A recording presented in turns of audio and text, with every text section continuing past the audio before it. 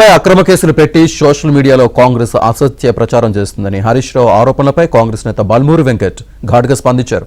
ఎంత ప్రయత్నించినా కేసు నుంచి తప్పించుకోలేరని అన్నారు.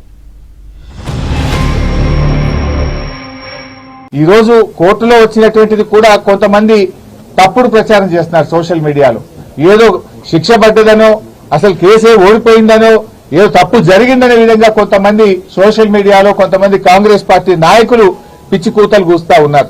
అటువంటి వాళ్ళు అది మానుకుంటే మంచిదని కూడా మేము వారికి హితవు పలుకుతా ఉన్నాం. సో ఈ రోజు తప్పకుండా మేము సంపూర్ణమైన విశ్వాసంతో ఉన్నాం. ఇది ఒక తుఫైల్ కేసు. మా ఆర్ఎస్ ప్రవీణ్ చెప్పినట్టు ఇది 100% తుఫైల్ కేసు. ఫైనల్ గా ఇందులో ఎలాంటిది కూడా బయటకు వచ్చేది లేదు. అసలు ₹1 రాష్ట్ర ప్రభుత్వ ఖజానా నుంచే పోయింది లేదు.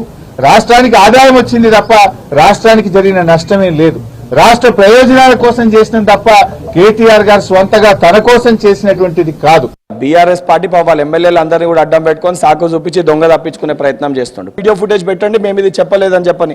తర్వాత నిజంగా ఆ రకంగా అధికారులు కానీ ఎవరు కూడా ఆ రకంగా ప్రవర్తిస్తే వాళ్ళకు కూడా రేపొద్దున న్యాయస్థానంలో ఇబ్బంది జరుగుతుంది. కానీ ఇవన్నీ డ్రామాలు దేనికోసం? నువ్వే అన్నావు లొట్టపీసు కేసు, చిన్న కేసు, ఇది పెద్ద కేసే కాదు, నేనేం తప్పు చేయలేదని చెప్పి భావించిన నువ్వు విచారణకి సహకరించి జైలుకు పోయి స్లిమ్ అయి ట్రిమ్ అయి వస్తాను. ఎందుకు ఇంత భయపడుతున్నావు?